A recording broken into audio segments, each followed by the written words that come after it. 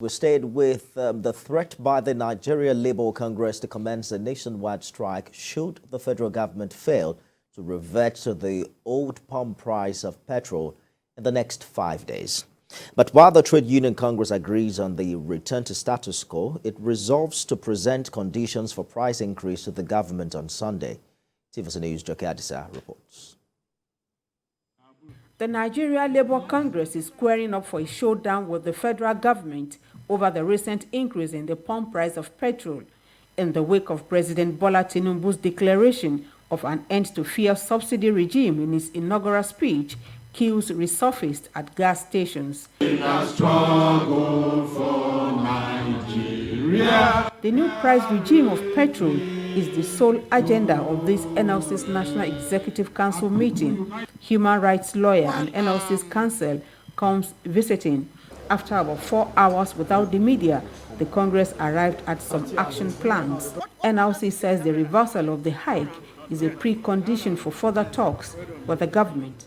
The NLC decided that if by Wednesday next week that the NNPC, a private limited liability company that illegally announced a price regime in the oil sector, refuses to revert itself for negotiation to continue, that the Nigerian Labour Congress and all its affiliates will withdraw their services and commence protests nationwide.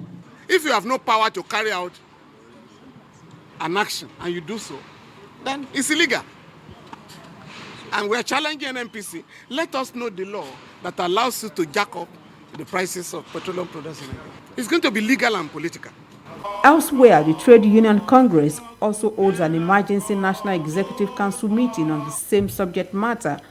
Discussions should continue while we demand that government should reverse back to status quo ante. In the midst of the controversy generated by the hike in the price of petrol, this Abuja resident agrees with the government on the removal of subsidy. The issue of subsidy has been well debated, and I think most Nigerians have come to terms that it's something that had to be done. It is a moment of decision for the two leading labor centers in Nigeria, and how well the two organizations manage the situation at hand will determine the effectiveness of their strategy. Joke Adisa, TVC News, Abuja. Let's talk to Joke now for more on this development. Let's get precisely the position of the labor unions right. It would seem that the threatening strike on Wednesday has nothing to do with the federal government, because the NNPC, as we speak, is now a commercial company, right? Yes, but their contention basically is the fact that as a liability accompanying, the NNPC Limited does not have the rights whatsoever to issue that price list. And so they are starting, that for them is the starting point. And so they have resolved along with their lawyers to also challenge that process in court. So, but as we speak, the NLC has issued a statement later in the day to direct all affiliate unions to commence mobilization well ahead of Wednesday, when the strike is expected to commence. So as we speak, we can only hope that between now and that Wednesday, the NLC and the government will be able to get to a meeting point, so that we'll save the country another round of a crisis that will certainly affect the economy. So that is where the NLC and the government will also need to come together and ensure that this threat is not allowed to come to light. Where are we currently in the ongoing negotiation between the leadership of the labor unions and representatives of the federal government? And do you think the NNPC is also involved in this process? Of course, the NNPC is involved. You recall that on Wednesday, there was a meeting between the federal government and organized labor. We saw the NLC and we also saw the TUC at that meeting. But at the end of that meeting, there was no agreement, no concrete agreement was reached. Was the labor insisted that the basis for further negotiation will be that the government will revert to the status quo ante, and that is 185 naira per litre instead of the 500 naira plus that we see currently. So that is where both labour centres have been able to reach with the government. But there's another meeting on Sunday called by the federal government. So we are hoping. But one thing that is also not too coming out clearly is the fact that the NLC and the TUC do not appear to be on the same page on some of these issues. For instance, today we saw the name NLC coming out boldly to say 5 days is what we are giving you, after which we will grant the country. But TUC says it is still going ahead with the Sunday meeting, and that it's going to present a table of demands, and that it is the outcome of that Sunday's meeting that will determine its next line of action.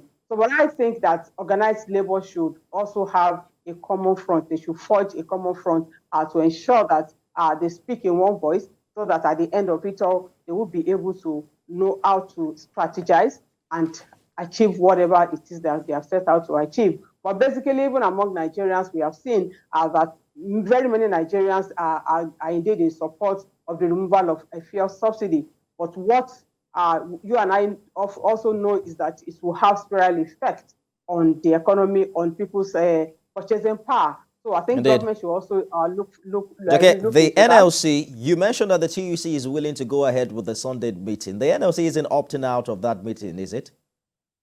Going by what the NLC president said today, that a revert to status quo, a revert to the whole price is a precondition for further negotiation. That is taking that it may not be part of Sunday meeting, but of course it did not come out categorically to say, oh, NLC will not be part of Sunday meeting. But it did say that the government has to revert to the old price before NLC can continue its talks with the government. And he also said that the NLC can also not continue talks with people that cannot hold up to responsibility. You know that this government is yet to come out with appointees, ministers, and all that. So the NLC is saying that it wants to talk with people that it can hold, that can be held accountable. That okay, we have spoken with the minister that can also take decisions, that can also take actions on behalf of the government. It's not people that they do not that they cannot say yes. This is what this person has said as a minister or as the head of an agency of government of government. So the NLC has said categorically that it will not continue negotiation until the price is reversed. And so we'll see by Sunday, just in less than 48 hours, we'll see if NLC will be part of that meeting, okay, and what will be the outcome if it does show up for the meeting. Well, the NNPC said it's been owed 2.8 trillion naira in outstanding subsidy payments by government. It's hard to tell whether the NLC can get what it's asking for as regards reversal to status quo in this tussle. But we'll see how it goes. Jokia Adisa live for us in Abuja. Good to see you.